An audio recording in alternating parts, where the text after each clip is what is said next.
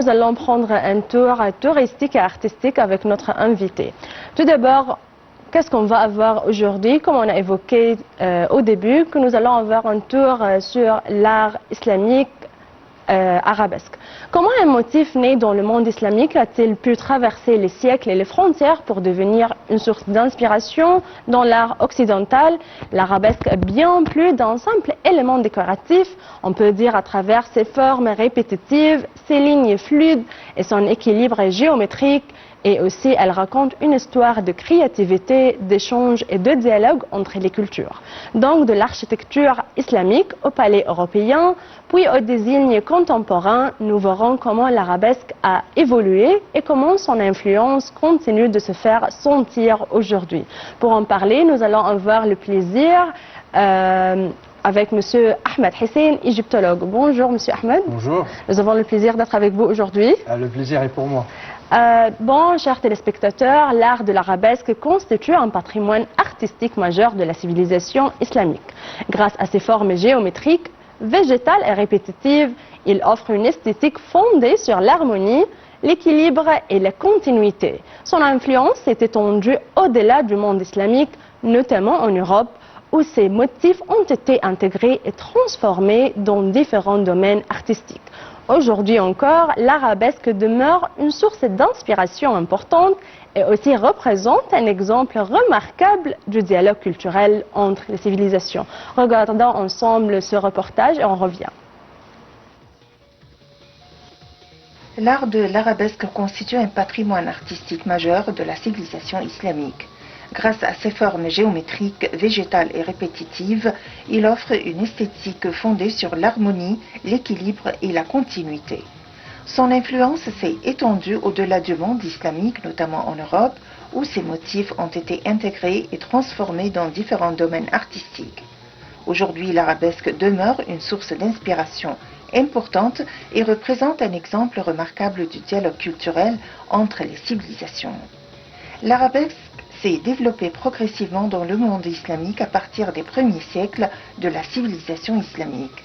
Il s'est enrichi grâce aux influences artistiques de différentes régions, notamment l'Égypte, la Perse, la Syrie, l'Afrique du Nord et l'Andalousie. Au fil du temps, les artistes musulmans ont créé des compositions originales, combinant des formes végétales stylisées avec des motifs géométriques complexes.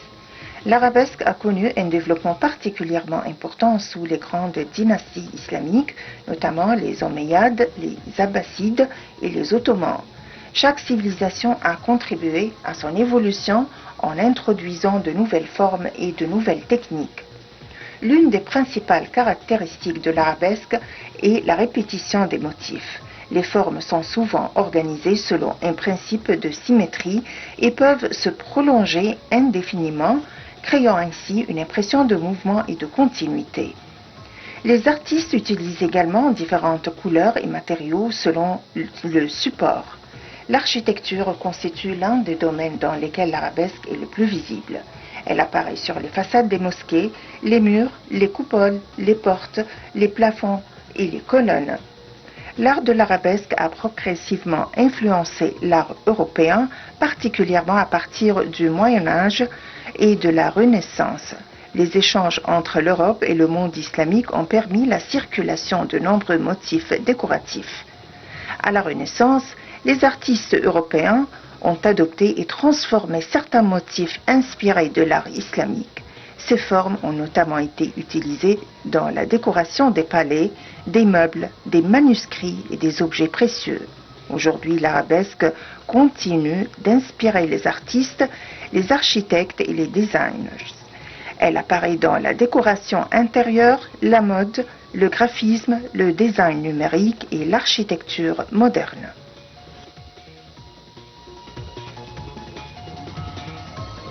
Bonjour, chers téléspectateurs. Monsieur Ahmed, d'après vous, quand on dit arabesque, quelle est la première image qui vient à l'esprit?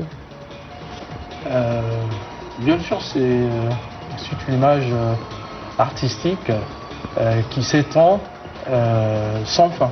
C'est-à-dire, normalement, on voit que ça ni début ni fin. C'est une forme qui n'a ni début ni fin. Principalement, c'est ça, quoi. Ce sont des formes entrelacées. Ça a rapport même avec la vie quotidienne d'ailleurs. Ça a rapport avec la danse, ça a rapport même avec la musique. Vous voyez ce que je veux dire? Oui. Donc on voit par exemple le danseur ou la danseur, voilà, son corps voilà, repose sur le poids. Par contre, il a une jambe sur le sol et l'autre jambe, par exemple, est en l'air. Voilà, est en l'air, voilà, à l'arrière complètement. On voit la danseuse aussi avec le bras qui s'étend tout droit et l'autre ouvre l'espace. Voilà, donc c'est exactement ça. C'est-à-dire, ce sont des motifs floraux qui s'entrelacent, voilà, qui n'ont ni début ni fin, généralement quoi. Et puis au niveau de, comme on a vu au reportage, en passant, il s'agit aussi des fenêtres à paravent, audreyage renversé, voilà, et aussi on voit du bois tourné. Donc on voit que parfois c'est tellement serré, et parfois il y a plus d'espace aussi. Donc c'est un changement.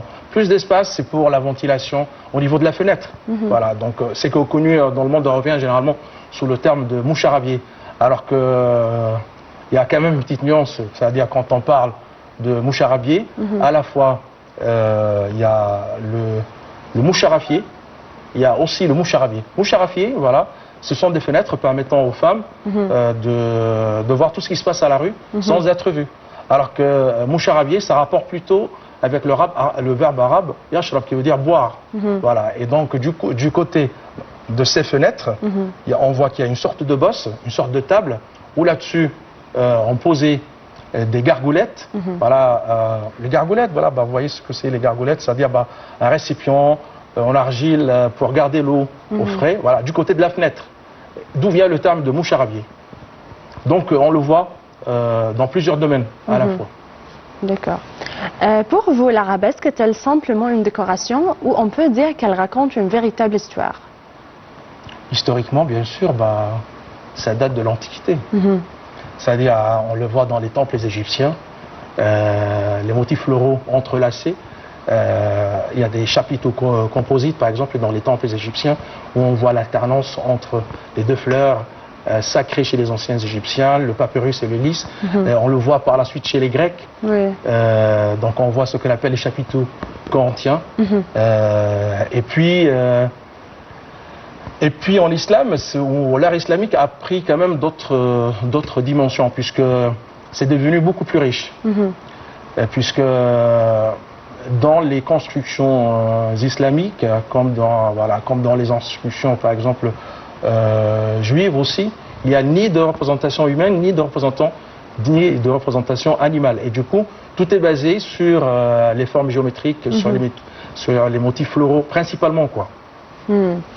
Donc, pourquoi pensez-vous que l'arabesque occupe une place aussi importante, on peut dire ça, dans l'art islamique? Dans l'art islamique, exemple, la géométrie joue un rôle très important. La géométrie, dans l'art islamique, voilà, joue un rôle très important. C'est-à-dire, on voit l'alternance, disons, des cercles et des formes polygonales. Donc, les polygones et le cercle, normalement, ça représente l'unicité. C'est une forme unique. C'est une forme unique. Donc, chez les musulmans, vous savez qu'il y a les 5 piliers de l'islam. Donc, on voit que le pilier principal, c'est de faire la profession qu'il n'y a qu'un seul prophète et Mahomet. Voilà, il n'y a qu'un seul Dieu, c'est Allah, c'est Seigneur, c'est Dieu, et son prophète est Mahomet. Okay. Et du coup, ce sont toujours des formes uniques, répétitives. À l'intérieur, il y a plusieurs formes complexes. À l'intérieur, il y a plusieurs formes. Pour dire que finalement, pour indiquer qu'il y a l'unicité et puis il y a tout qui est à l'intérieur qui est en dessous de cette unicité. Qui est en dessous de cette unicité divine. Alors, ces formes, par la suite, ont inspiré quand même les autres civilisations, les autres religions. C'est-à-dire, quand on parle de l'art islamique, c'est un art qu'on a connu au 7e siècle de notre ère. C'est-à-dire le calendrier grégorien, le calendrier de l'Hégire commence 622 selon le calendrier grégorien. Donc c'est à partir de là. C'est à partir de là que l'art islamique s'est répandu dans le monde arabe et puis après à l'international. Donc on voit ces influences sur les autres civilisations et les autres religions. Donc on voit par exemple les polygones floraux par exemple dans les églises, comme on les voit aussi dans les synagogues. Par contre, en islam, voilà, donc l'idée principale, c'est toujours l'unicité. Alors, dans les églises et dans les synagogues, ça a pris d'autres dimensions. D'autres dimensions. Exemple, par exemple, le polygone floral qu'on voit dans les églises. On voit parfois, c'est une forme où on voit à la fois ce qu'on appelle l'amande et l'alvéole. Okay. Donc, peu importe le nombre de ces amandes dans les polygones, dans les formes polygonales qu'on voit dans les mosquées. Mais à l'église, par exemple, quand on les voit 12, c'est une référence aux 12 apôtres qui sont dans le christianisme. Alors que normalement, c'est une forme polygonale. Au centre, il y a de la rosace. Alors, cette rosace sera remplacée chez les chrétiens par la croix copte et par la suite par la croix de Malte. Alors que la même forme, on la voit chez les juifs aussi, mais au lieu de représenter la rosace au centre, c'est remplacé par l'étoile de David, le roi David, ou plutôt cette étoile qui était présente sur le bouclier du roi David et qu'on voit clairement sur le drapeau israélien, quoi. Voilà. Qu'est-ce qui rend l'arabesque différente des autres styles décoratifs, surtout les arts européens? C'est la richesse. C'est la richesse de cet art. Voilà, c'est tellement enrichi au fil du temps. Donc, on le voit sur la marqueterie, donc sur les meubles, par exemple, chez les Européens, même en Égypte. Donc, c'est-à-dire à l'étranger ou en Europe, par exemple, donc on voit le mélange avec le baroque.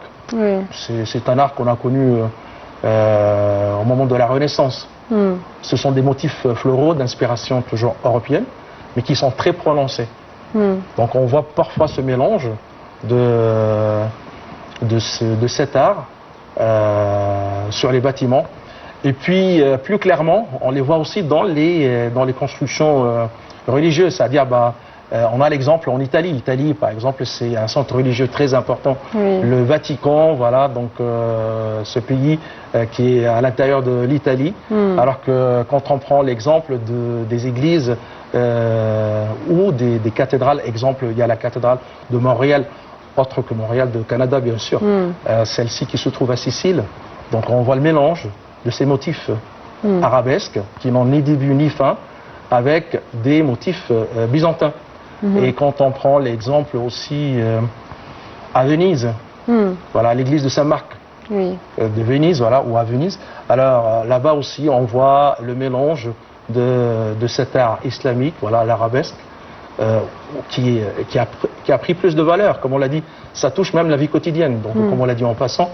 Donc on voit dans l'église de Saint-Marc à la fois ce mélange des motifs floraux, voilà, qui sont en rapport avec l'arabesque, et aussi des motifs byzantins. Donc c'est tellement répandu, c'est répandu même en Asie.